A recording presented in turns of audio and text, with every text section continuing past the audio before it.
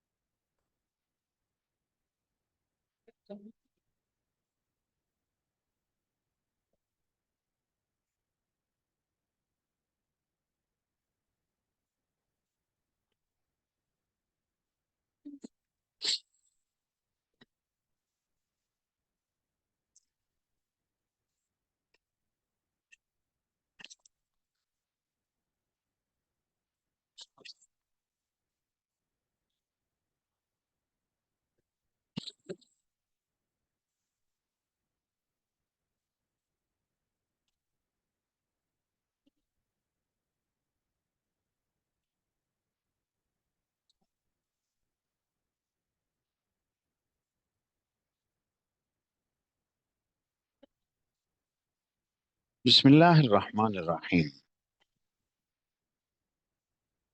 بالسند المتصل منا الى الامام الحافظ ابی عبداللہ محمد ابن اسماعیل البخاری رحمہ اللہ قال حدثنا اسماعیل بن عبداللہ قال حدثني مالک عن زید بن اسلم عن ابیہ رضی اللہ عنہ وعنہم قال خرجت مع عمر بن الخطاب رضی اللہ عنہ الى السوق۔ زید بن اسلم اپنے والد اسلم سے روایت کرتے ہیں، یہ اسلم حضرت عمر کے آزاد کردہ غلام ہیں، خادم ہیں، بڑی خدمات انجام دیں حضرت عمر کی۔ تو وہ فرما رہے ہیں کہ میں نکلا عمر ابن خطاب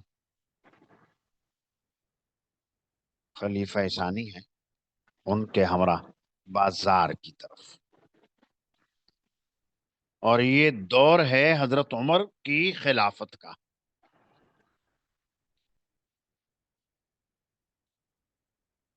جیسے کہ سیاق و سباق سے خود پتہ چل رہا ہے، فلاحقت عمر امرات شابت، تو ایک نوجوان عورت کی عمر سے ملاقات ہوئی، فقالت، تو وہ عورت بولی،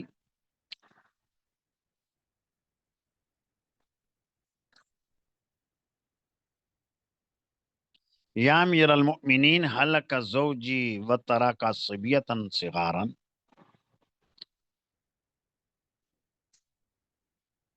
اس سے پتہ چل گیا کہ حضرت عمر امیر المؤمنین تھے، اس لیے خاتون نے یا امیر المؤمنین۔ یہ بھی معلوم ہوا کہ خواتین اپنی ضرورت کے مطابق مردوں سے بات چیت بھی کیا کرتی تھی۔ تو بازار میں عورت ملی اور عورت نے امیر المؤمنین کو کہا، ہلک زوجی، میرے زوج، میرے شوہر کا انتقال ہو گیا، وترک صبیۃ صغارا، اور اس نے چھوٹے بچے چھوڑے ہیں،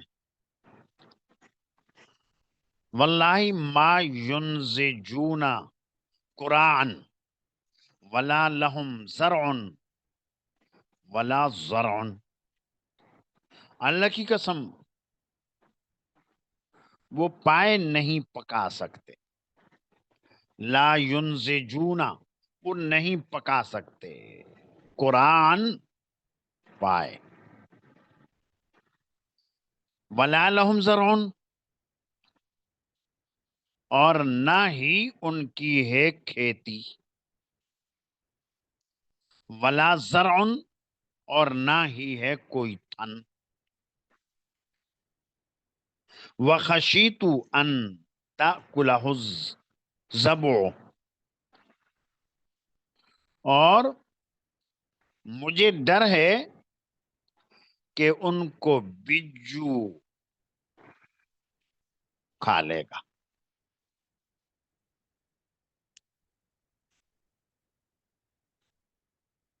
تو یہ جو عورت نے کہا ہے وہ پائے نہیں پکا سکتے،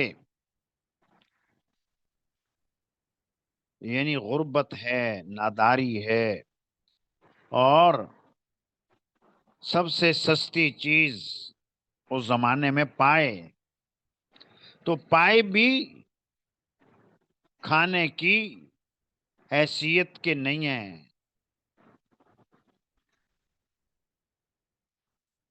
دوسرا مطلب اس کا یہ بھی ہے کہ بچے انتہائی چھوٹے ہیں، پائے پکاتے ہیں تو پائے پکانے کے لیے کسی فن کی ضرورت تو ہے نہیں، اور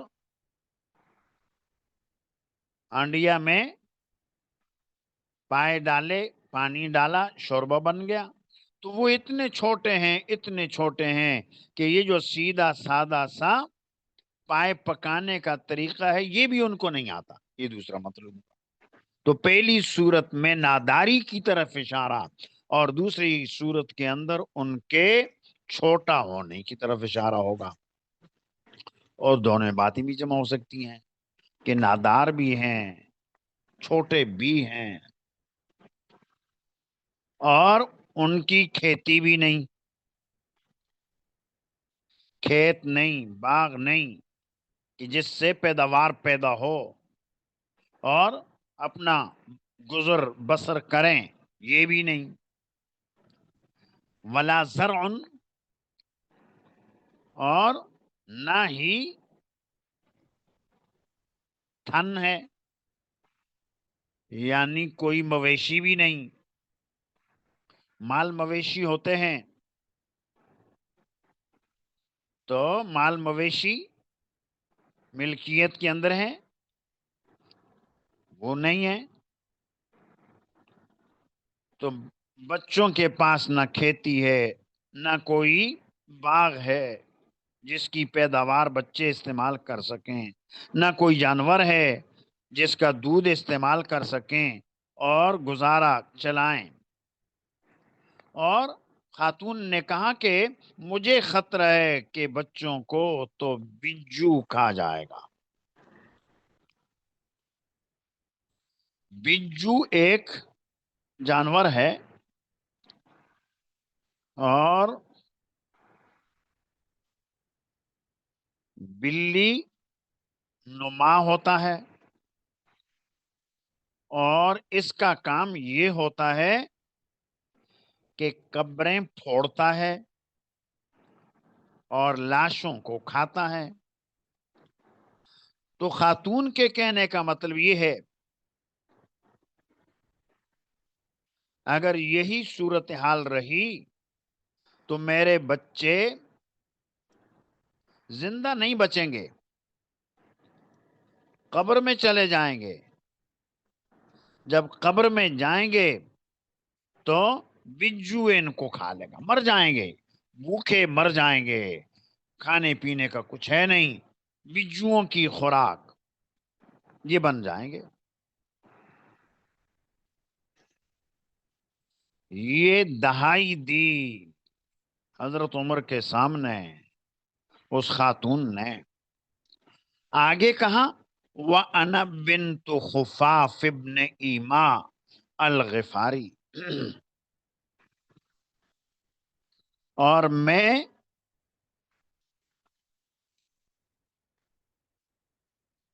خفاف ابن ایما غفاری کی بیٹی ہوں. اپنا تعارف کروایا کہ میرے باپ کون تھے، خفاف ابن ایما غفاری. وقد شہد ابی الحدیبیہ تھا، اور میرے والد نبی کریم صلی اللہ علیہ وسلم کے ساتھ حدیبیہ میں شریک ہوئے تھے. وقد شہد ابی الحدیبیہ تھا مع النبی صلی اللہ علیہ وسلم. تو یہ ہے وہ جملہ جس کی وجہ سے امام بخاری نے یہ حدیث اس باب میں ذکر کی، جس میں حدیبیہ کا تذکرہ ہے، اس مناسبت سے، معمولی مناسبت سے اس کو اس باب کے اندر ذکر کر دیا۔ تو جب یہ سنا عمر نے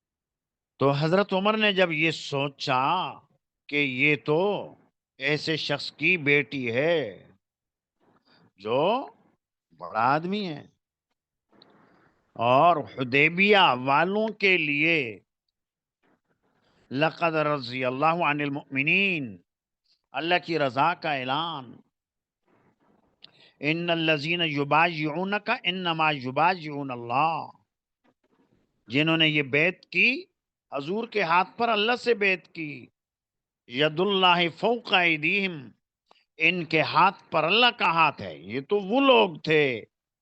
حضرت عمر کے دل کے اندر یہ جملہ سنا کہ میرا باپ ایسا، تو ایسے عظیم باپ کی یہ بیٹی ہے۔ اب حضرت عمر نے اس کا کیا بڑا احترام، فوقف معها عمر اس کے پاس کھڑے ہو گئے، ولم یمزی، اور آگے نہیں بڑھے، بس سنا، آگے نہیں بڑھے، وہیں کھڑے ہو گئے۔ یہ تو ایک عظیم المرتبہ باپ کی بیٹی ہے جو اصحاب حدیبیہ میں سے ہے۔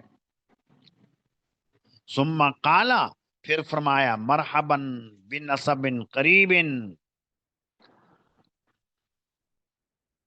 مرحبا ہو، خوشی کی بات ہے قریبی نسب کے لیے، یعنی گویا تمہارا نسب ہمارا نسب ایک دوسرے کے قریب ہے، تم تو ایسے لگ رہی ہو جیسا کہ میری بھتیجی ہو، بنسب قریب۔ ثم انصرف الى بعیر ظہیر، پھر عمر واپس پلٹے اپنے اونٹ کی طرف، ظہیر، جو مضبوط کمر والا تھا،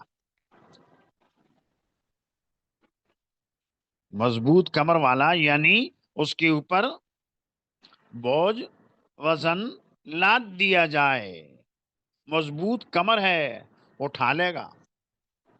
کان مربوطن فی الدار، وہ اونٹ گھر میں بندھا ہوا تھا۔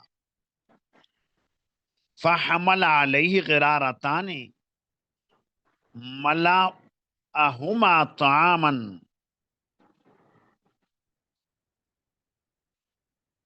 عمر نے اس اونٹ کے اوپر دو بورے لادے، غرارتین، بورے یا بوریاں یا تھیلے، کوئی سا بھی معنی کر لو، کھانے کے دو بورے، دو تھیلے اس کے اوپر رکھے، بھرے ہوئے کھانے سے، غلے سے۔ وحمل بینہما نفقتا وثیابا، اور ان دونوں تھیلوں کے درمیان میں کچھ خرچہ اور کپڑے اٹھائے، کپڑے لادے، کپڑے اٹھائے۔ ثم ناولہما بختامہ، پھر وہ اونٹ اس خاتون کے پاس لائے اور اس کی لگام اس سے تھما دی۔ ثم ناولہا بختامہ، پھر تھما دی اس کی لگام اسے۔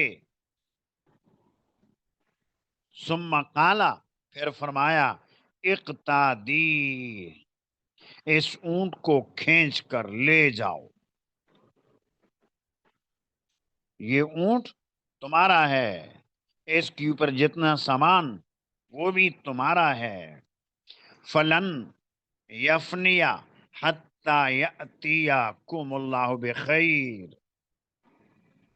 اور یہ سامان ختم نہیں ہوگا یہاں تک کہ اللہ تمہارے پاس اور خیر لائے گا۔ فلن یفنیا، ہرگز ختم نہیں ہوگا یہاں تک کہ اللہ لائیں گے تمہارے پاس اور خیر کو، یعنی ابھی تمہیں دے رہا ہوں، یہ لے جاؤ، اس کے ختم ہونے سے پہلے پہلے اللہ تعالی مزید اور مال کا انتظام کر دیں گے اور اللہ کی جانب سے مدد آ جائے گی۔ فقال رجل یا امیر المؤمنین اکثرت لها، ایک آدمی نے عرض کیا، اے امیر المؤمنین، آپ نے تو اس عورت کو بہت دے دیا۔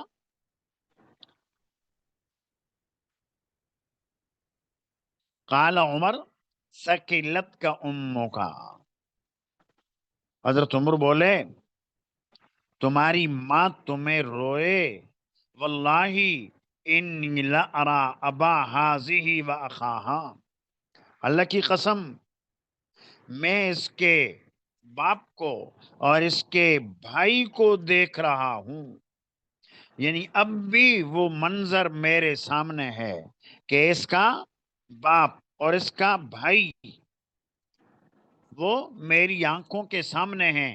قد حاصرا حسنا زمانا، انہوں نے ایک قلعے کا ایک طویل زمانے تک محاصرہ کیا تھا،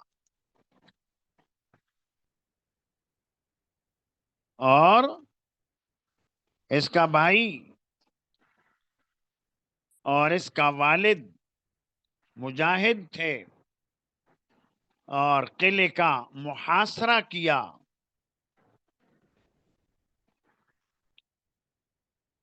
اور ان دونوں نے قلعے کو فتح کیا۔ فافتتحاہا، پھر اس قلعے کو انہوں نے فتح کیا۔ ثم اصبحنا، پھر ہم مالک بن گئے اس کے، نستفیع سہمانہما فی، تو ہم اس قلعے کے حصوں کو اب وصول کرنے والے بن گئے، یعنی اس خاتون کے باپ اور بھائی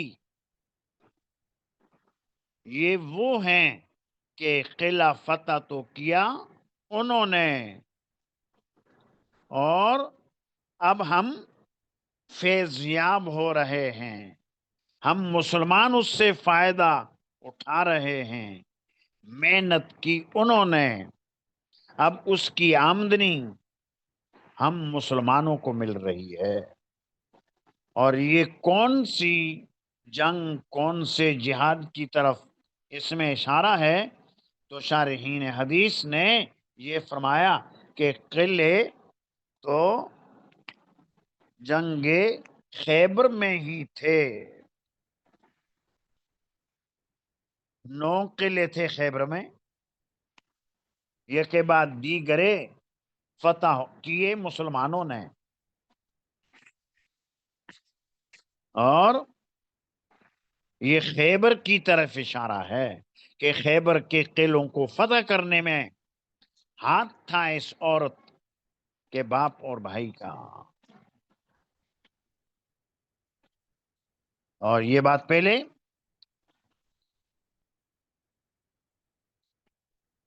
شاید بتائی، غزوہ خیبر میں شریک وہی لوگ تھے جو صلح حدیبیہ میں شریک ہوئے تھے۔ صلح حدیبیہ ہوئی، کفار سے 10 سالہ جنگ بندی کا معاہدہ ہوا، ایک دشمن تو یہ تھے کافر مشرک، ان سے تو معاہدہ ہو گیا اور بے فکری ہو گئی، جنگ نہیں ہوگی، اور دوسرے دشمن یہی خیبر والے یہودی تھے، تو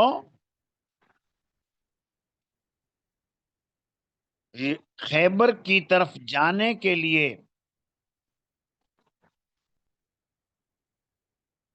نبی کریم صلی اللہ علیہ وسلم نے یہ حکم جاری کیا تھا کہ جو لوگ ہمارے ساتھ خیبر صلح حدیبیہ میں شامل ہوئے وہی جائیں گے خیبر کے اس جہاد میں۔ اور منافق کچھ ایسے تھے، انہوں نے ارادہ کیا تھا ساتھ جانے کا، تو حضور نے منع کر دیا، منافق کوئی بھی ساتھ نہ جائے گا۔ تو نبی کریم صلی اللہ علیہ وسلم نے حدیبیہ میں مشرکین مکہ سے معاہدہ کیا 10 سالہ صلح، پھر واپس مدینہ آئے اور تھوڑے ہی عرصے بعد خیبر فتح کرنے کے لیے نکلے۔ اب منافقین کہنے لگے ہم بھی ساتھ جائیں گے،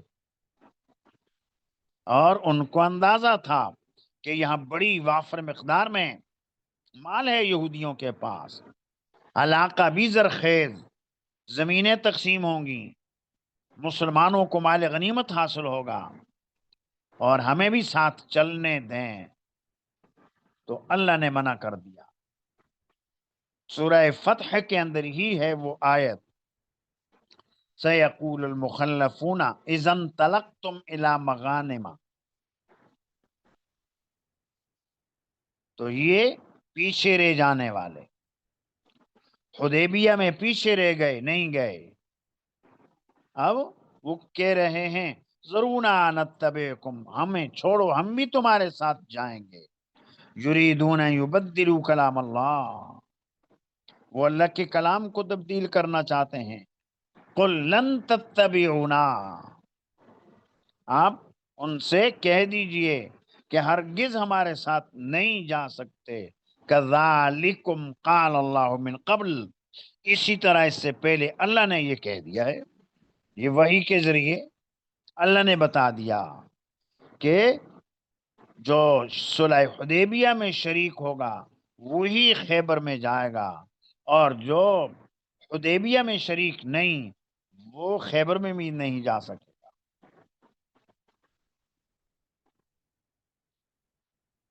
تو یہ ہے اس کے اندر جو بات آئی، تو خیبر میں شریک ہوئے مخلص صحابہ کرام ہی۔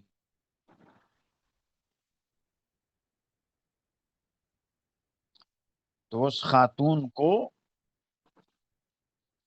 حضرت عمر رضی اللہ عنہ نے کہا کہ یہ وہ خاتون ہے، اس کے باپ اور بھائی خیبر کے قلعوں کے فتح کرنے میں شامل تھے، اور وہ اصحاب حدیبیہ میں سے تھے،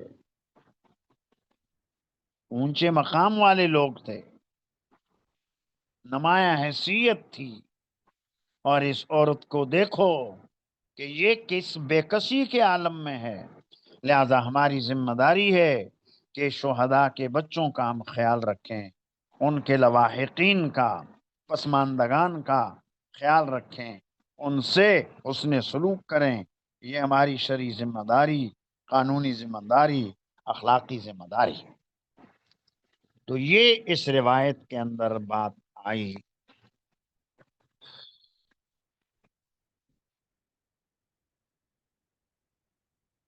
بھی قال حدثني محمد بن رافع قال حدثنا شبابة بن سوار ابو عمرو الفزاري قال حدثنا شعبة عن قتادة عن سعيد بن المسيب عن ابيه، سعید ابن مسیب اپنے والد سے، والد مسیب ابن حزم، حزن یہ دادا کا نام تھا سعید کے، اور مسیب کے والد، قال لقد رأيت الشجرة،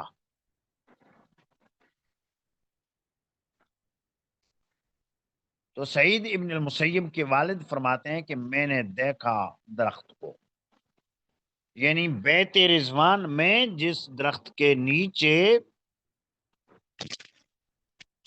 صحابہ کرام نے حضور کے دست اقدس پر بیعت کی تھی، میں نے دیکھا اس درخت. ثم اتیتھا بعد فلم اعرفها، پھر میں بعد میں اس درخت کی جگہ آیا، میں پہچان نہ سکا. قال محمود ثم انسیتها بعد، یہ محمود امام بخاری کے دوسرے شیخ ہیں، وہ یہ کہہ رہے ہیں کہ تھوڑا الفاظ کا یہ فرق ہے کہ مجھے بلہا دیا گیا، مجھے وہ درخت جو تھا وہ بلہا دیا گیا.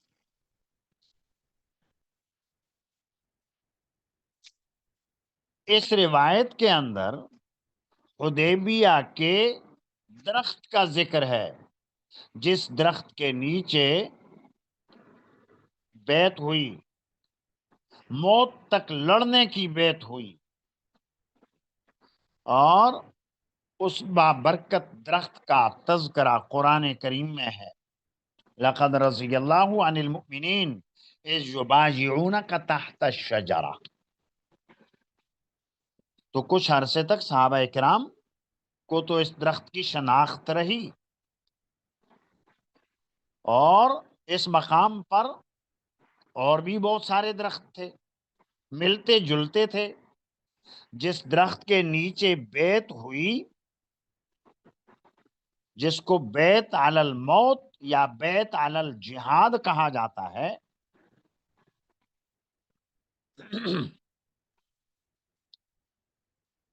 یہ الگ الگ دو تعبیریں ہیں، بات ایک ہی ہے. موت کے اوپر بیعت یا جہاد کے اوپر بیعت. تو وہ درخت صحابہ کرام کو اس وقت تو معلوم تھا، یاد تھا، لیکن بعد میں ان کی یاداشت سے نکل گیا. صحابہ کرام کے درمیان اختلاف ہو گیا کون سا درخت ہے،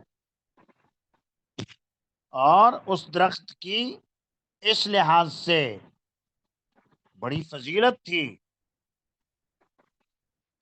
کہ اس کے نیچے یہ بیعت ہوئی، حضور تشریف فرما ہوئے، اور بعض لوگوں نے اجتہاد کے ذریعے سے درخت کو متعین کرنے کی کوشش کی، شاید یہ درخت ہو، اور پھر اسی کے نیچے جا کر بیٹھتے، نماز پڑھتے، دعائیں مانگتے. اس صورت کو جب دیکھا حضرت عمر نے، تو انہوں نے یہ محسوس کیا کہ آئندہ آہستہ آہستہ یہی چیز ایک بدعت کا رنگ اختیار کر لے گی. درخت تو بابرکت تھا، وہاں جا کر نماز پڑھنا، وہاں جا کر دعائیں مانگنا، یہ تو ثابت ہے نہیں. اسی طرح آنے والے زمانے میں بات اور بڑھ جائے گی، اور درخت بھی یقینی طور پر معلوم نہیں. یہ اپنا خیال ہے لوگوں کا کہ شاید یہ درخت. حضرت عمر نے اس درخت ہی کو ہی کٹوا دیا تاکہ شرک اور بدعت کی جڑ ہی کٹ جائے. جو شرک اور بدعت کا سبب بننے کا خدشہ، اسی کو کٹوا دیا. سعودی علماء اس طرح کے ہی واقعات سے استدلال کرتے ہیں کہ اس طرح کے جو آثار ہیں ان کو باقی رکھنا کوئی ضروری نہیں ہے. فاروق اعظم نے اس بابرکت درخت کو کٹوا دیا، لہذا ایسے جو آثار ہیں ان کو ختم کیا جا سکتا ہے. جبکہ دوسرے علماء ہمارے بر صغیر کے جیسا سمجھ لیں، تو ہمارے علماء یہ کہتے ہیں کہ بات دراصل یہ نہیں، بات یہ تھی کہ وہ درخت متعین ہی نہیں تھا. جیسا کہ اس روایت کے اندر آیا کہ راوی خود کہہ رہے ہیں مجھے بلا دیا گیا، بعد میں آیا، میں پہچان نہ سکا کون سا درخت ہے. اب اس درخت کو متعین کیا اپنے اجتہاد سے، یہ وہ درخت ہے یا نہیں یہ تو شکی بات ہوئی. تو اب ایسی صورت میں بدعات جنم لینے کا اندیشہ تھا، یہ وہ درخت ہے نہیں، یقین سے نہیں کہہ سکتے. اب اگر حضرت عمر نے کٹوا دیا تو یہ اس لیے نہیں کہ وہ متعین درخت تھا، بلکہ یہ ایک غیر متعین درخت تھا جس کو کٹوا دیا. تو یہ دونوں باتیں ہمارے علماء تو یہ کہ وہ درخت متعین تھا نہیں اس لیے عمر نے کٹوا دیا، اور آثار کو، تبرکات کو محفوظ رکھنا چاہیے. اور سعودی علماء یہ کہتے ہیں کہ یہ آثار ان کو ختم کیا جا سکتا ہے، تو متعین ہی نہیں ہے، لہذا حضرت عمر نے ختم کیا. تو وہ تو ہم تو کہتے ہیں متعین ہی نہیں تھا.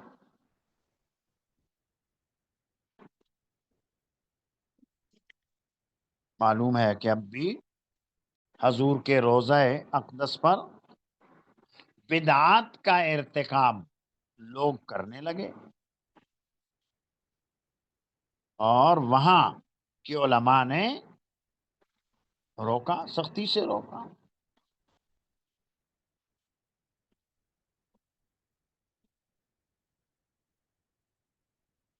وہاں مسجد نبوی میں ریاض الجنہ ہے، اسی طرح مکہ مکرمہ میں مقام ابراہیم ہے، اسی طرح زمزم کا کنواں ہے.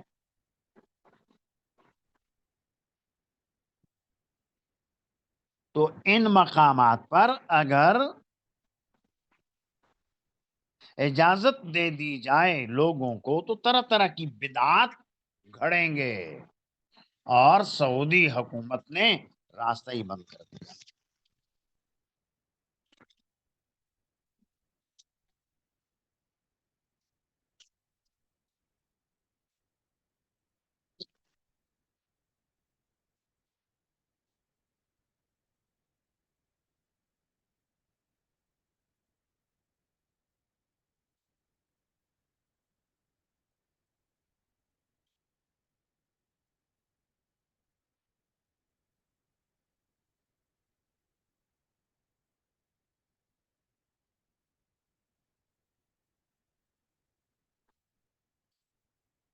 یہ پوچھا ہے کسی نے کہ اس سال حج کی سعادت نصیب ہوئی تو مدینہ کے ایک پاکستانی مقامی بھائی نے کچھ زیارات کروائیں.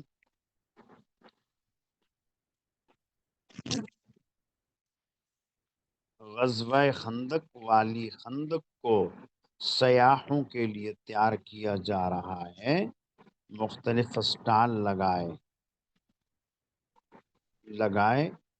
جاتے ہیں.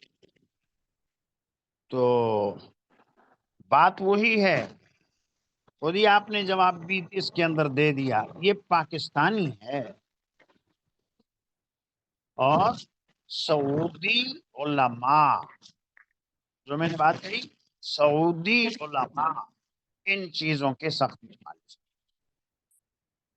اور عام آدمی اگر سعودی کرے اس کی بھی بات نہیں، کہ جائے ہمارا کوئی پاکستانی کرے. تو ہمارے پاکستانی تو وہاں جا کر طرح طرح کی یہی بدعات کرتے ہیں. اور ان کی طرف سے یہ سختی ہے، پابندی ہے، یہ کرنے دیتے نہیں۔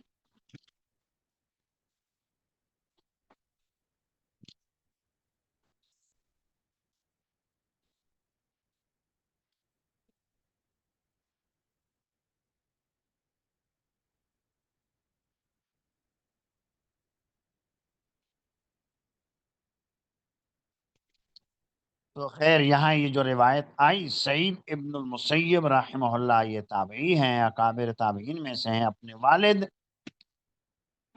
مسیب ابن حزن سے روایت کرتے ہیں کہ میں نے وہ درخت دیکھا تھا، بعد میں جب وہاں پہنچا تو درخت کو میں پہچان نہ سکا، اور یا یہ فرمایا کہ بعد میں درخت مجھے بھلا دیا گیا اور اس کو پھر کٹوا دیا۔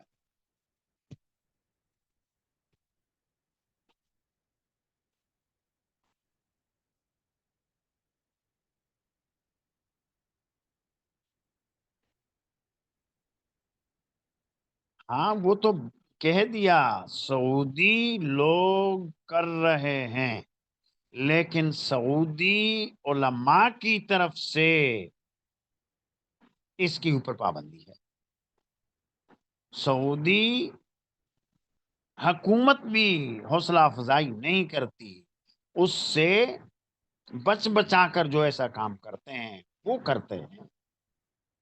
تو خیر اگر وہ سختی سے منع بھی کریں، اپنا موقف تو میں نے بتا دیا کہ ہمارے بر صغیر کے علماء کا موقف یہ ہے کہ اس طرح کے آثار سے تبرکات حاصل کی جا سکتی ہے، اور یہ جو حضرت عمر نے درخت کٹوایا، اس کی بھی ہم یہ توجیہ کرتے ہیں کہ یہ بابرکت درخت اور بابرکت جگہ، جس جگہ میں نیک صلحاء کا اجتماع ہو، وہ جگہ بابرکت ہے۔ اور پھر یہ کہ حضور نبی کریم صلی اللہ علیہ وسلم کے ہاتھ کے اوپر وہاں بیعت ہوئی، جہاد کے اوپر بیعت ہوئی، جب تک جان میں جان ہے دشمنوں کا مقابلہ کریں گے، میدان جنگ چھوڑیں گے نہیں۔ تو یہ درخت تو کاٹا اس لیے کہ وہ متعین نہیں تھا، متعین درخت ہوتا تو وہ باعث سے برکت درخت تھا۔ یہ بات ہمارے علماء اور ہم کہتے ہیں کہ ٹھیک ہے۔ تو تبرکات صالحین جائز ہے، ہم تو یہی کہتے ہیں، ہمارے علماء، ہمارے اساتذہ، ہمارے اکابرین یہی کہتے ہیں، صالحین کے تبرکات حاصل کیے جا سکتے ہیں، اور اس کے کاٹنے کی وجہ یہ کہ یہ متعین نہیں تھا، اس لیے اس کو کاٹ دیا۔ اور کوئی شبہ ہو پوچھ لو۔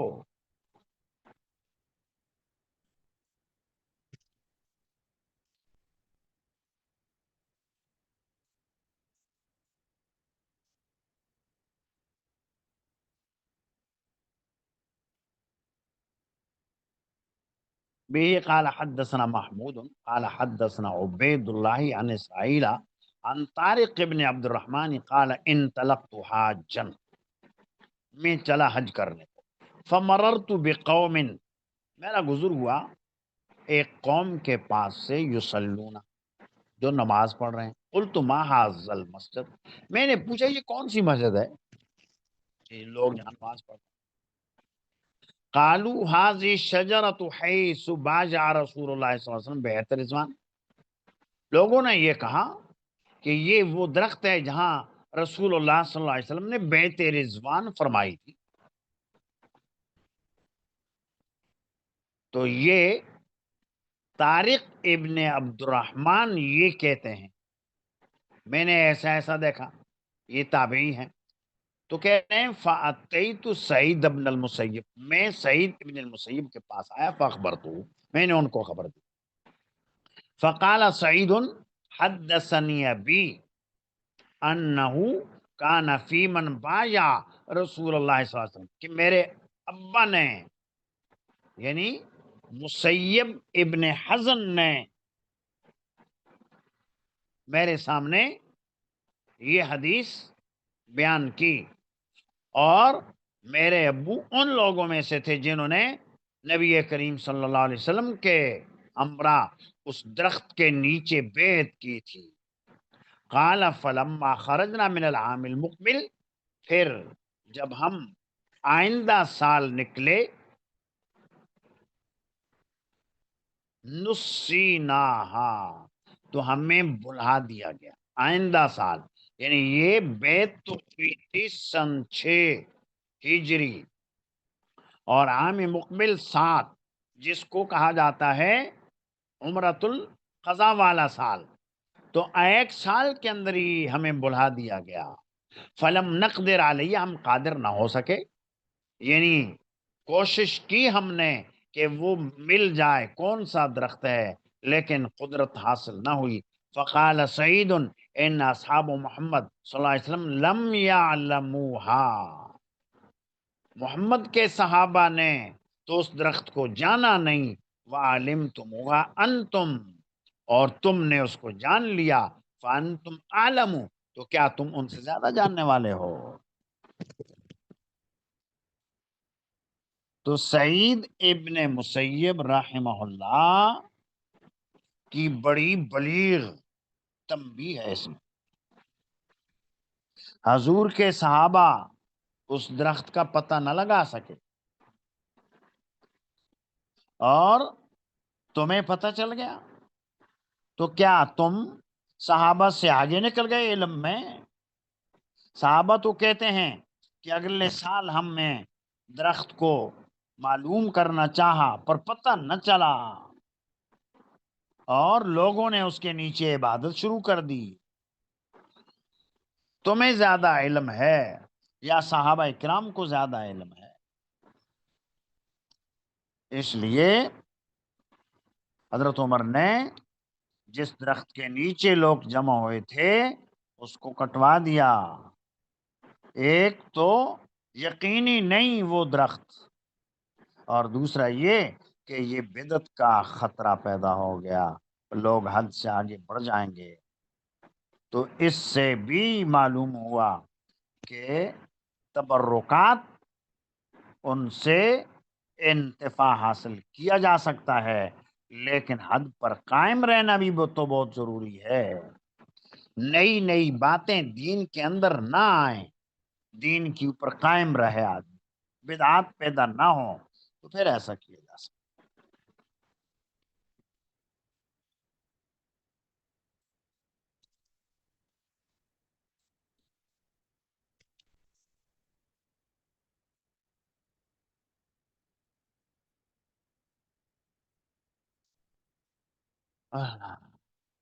به قال حدثنا موسى قال حدثنا ابو عوانة قال حدثنا طارق عن سعيد بن المسيب عن ابيه رضي الله عنه انه كان ممن باجع تحت شجرة، سعید بن المسیب کے جو والد تھے یہ ان میں سے تھے جنہوں نے درخت کے نیچے بیعت کی تھی۔ فرجعنا الیہا، پھر ہم لوٹے اس درخت کی طرف، العام المقبلہ، آئندہ سال، فعمیت علینا، تو وہ ہمارے اوپر اندھا ہو گیا، درخت اندھا ہو گیا، یعنی اس درخت کو ہم پہچان نہ سکے، ہمیں پتہ نہ چلا کہ یہ کون سا درخت ہے، اس طرح وہ درخت ہمارے اوپر اندھا ہو گیا۔ بھی قال حدثنا قبیصۃ قال حدثنا سفیان عن طارق ذکرت عند سعید ابن المسیب الشجرۃ، سعید ابن مسیب کے ہاں درخت کا ذکر ہوا، فضحک، تو سعید ابن المسیب ہنس پڑے، فقال اخبرانی ابی وکان شاہدہا، میرے ابو نے مجھے اس کی خبر دی تھی، اور میرے ابو تو اس بیت کے اندر حاضر تھے جنہوں نے اس درخت کے نیچے بیعت کی تھی، لیکن میرے ابو کو آئندہ سال ہی بھول گیا وہ درخت، سال گزرا، درخت اندھا ہو گیا، میرے ابو کو پتہ نہ چل سکا، کون سا درخت ہے؟ تو ان کے ابو صحابی تھے، ان کو پتا نہ چلا۔ بی قال حدثنا آدم بن ابی یاسن قال حدثنا شعبۃ عن عمرو بن مرہ قال سمعت عبد الله بن ابی اوفا رضی اللہ عنہ وعنہم وکان من اصحاب الشجرہ۔ تو یہ عبداللہ ابن ابی اوفا اصحاب شجرہ میں سے تھے، یعنی اس حدیث کو بھی یہاں اسی معمولی مناسبت سے کہ اس حدیث کے راوی عبداللہ ابن ابی اوفا یہ بیت رضوان والے صحابہ کرام میں سے تھے۔ قال کان نبی صلی اللہ علیہ وسلم اذا اتا قوم بصدقۃ، فرماتے ہیں کہ جب کوئی قوم اپنا صدقہ لے کر آتی حضور کے پاس، فقال، حضور یہ دعا دیتے تھے، اللہم صلی علیہم، اے اللہ ان کے اوپر رحمت نازل فرما، فاتاہ ابی بصدقتی، تو سعید ابن المسیب کہتے ہیں کہ میرے ابو لے کر آئے صدقہ، فقال اللہم صلی علی آل ابی اوفا، آل ابی اوفا کے اوپر اے اللہ رحمت نازل فرما۔ یہاں پر معمولی مناسبت، عبداللہ بن ابی اوفا یہ کوئی معمولی صحابی نہیں، یہ درجے والے صحابی، بیت رضوان والے صحابی۔ اصلاً اس روایت کا تعلق تو کتاب الزکوٰۃ سے ہے، لیکن یہاں یہ معمولی مناسبت کی وجہ سے اس کو بھی یہاں ذکر کر دیا۔ بی قال حدثنا اسماعیل عن اخیہ عن سلیمان عن عمرو بن یحییٰ عن عمار بن عن عباد بن تمیم رضی اللہ عنہ قال لما کان یوم الحرہ، جب واقعہ حرہ ہوا، والناس یبایعون لعبداللہ بن حنظلہ، اور لوگ بیعت کر رہے تھے عبداللہ ابن حنظلہ کے لیے، فقال ابن زید، تو ابن زید نے فرمایا، زید کے بیٹے نے، عبداللہ ابن زید ابن عاصم،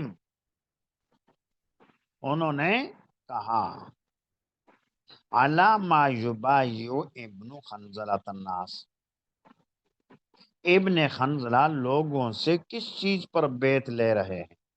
قیل لہ علی الموت، کہا گیا ان سے موت پر، قالا، تو انہوں نے جواب دیا، عبداللہ ابن زید نے جواب دیا، لا ابایع علی ذلک احدا،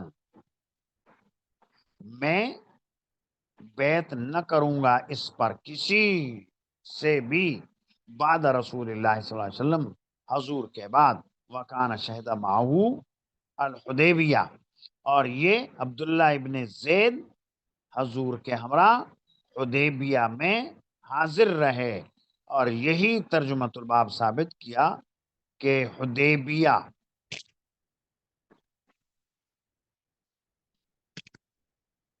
یہاں بیچ میں جو حصہ چھوٹا سا اشارہ آیا، واقعہ حرہ، حاشیے کے اندر کچھ لکھا ہوا بھی ہے، جس کا خلاصہ یہ ہے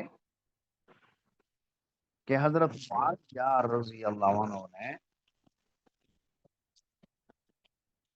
اپنا جان نشین مقررہ کر دیا بیٹے یزید۔ سن 60 میں جب حضرت معاویہ کا انتقال ہوا تو بیٹا بادشاہ بن گیا،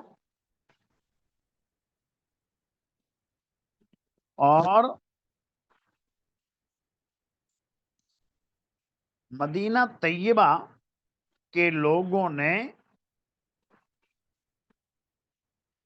یزید کے ہاتھ پر بیعت کی، بعد میں توڑ دی یا کی ہی نہیں، دونوں ہی باتیں ہیں۔ تو سن 63 ہجری میں یزید نے لشکر بھیجا مدینہ طیبہ پر حملہ کرنے کے لیے، اور اس لشکر کا امیر بنایا مسلم ابن عقبہ کو، مشہور جرنیل تھا اس زمانے میں، اور وجہ یہی کہ یزید کو خلیفہ ماننے سے انکار کر دیا مدینہ طیبہ والوں نے، اور مدینہ طیبہ میں عبداللہ ابن حنظلہ سے لوگوں نے عبداللہ ابن حنظلہ کے ہاتھ کے اوپر لوگوں نے بیعت شروع کر دی، اور مسلم نے جب دیکھا کہ ایسا ہو گیا تو یزید کی طرف سے اسے یہ اختیار ملا تھا کہ اگر یہ لوگ اطاعت پر آمادہ نہ ہو تو ان سے جنگ کرنا، قتل و غارت گری کرنا، اور پھر اس کے بعد 3 دنوں تک مدینہ تمہارے لیے مباح ہے۔ ایسا ہی کیا، تقریباً 700 انصار اور مہاجرین صحابہ کرام اور اس کے علاوہ دوسرے حضرات جو تابعین شہید ہوئے، اور یزیدی لشکر نے مدینہ طیبہ میں قتل عام کیا، لوٹ مار کی۔ تو اس قصے کو کہا جاتا ہے واقعہ حرہ۔ حرہ مدینہ طیبہ کے باہر جہاں سنگریزیں ہیں، پتھر ہیں، اس جگہ کو کہا جاتا ہے۔ اس لشکر نے وہاں جا کر ڈیرا ڈالا تھا، اس لیے واقعہ حرہ۔ تو عبداللہ ابن زید یہ صحابی ہیں، اور انہوں نے یہ پوچھا کہ یہ جو ابن حنظلہ لوگوں سے بیعت لے رہے ہیں تو یہ کس چیز پر؟ کہا گیا کہ یہ موت کی پر۔ تو انہوں نے کہا کہ ابن حنظلہ تو بیعت لے رہے ہیں، لیکن نبی کریم صلی اللہ علیہ وسلم کے ہاتھ کے اوپر میں نے بیعت کی تھی حدیبیہ میں، اور اب ان کے بعد کسی اور کے ہاتھ کے اوپر میں بیعت علی الموت نہیں کر سکتا۔ تو یہ بیعت علی الموت بھی اس کو کہتے ہیں، اور بیعت علی الجہاد بھی کہتے ہیں۔ اور اس روایت کے اندر وکانہ شہید معه الحدیبیہ، تو یہ عبداللہ ابن زید یہ حدیبیہ میں آپ علیہ الصلوۃ والسلام کے ساتھ شریک ہوئے، اور یہ بھی بیعت رضوان والے صحابہ کرام میں سے ہیں۔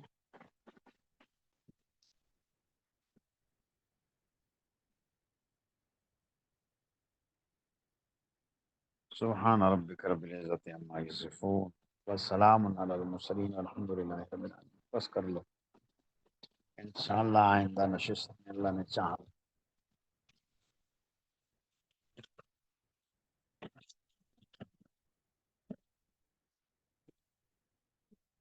السلام علیکم۔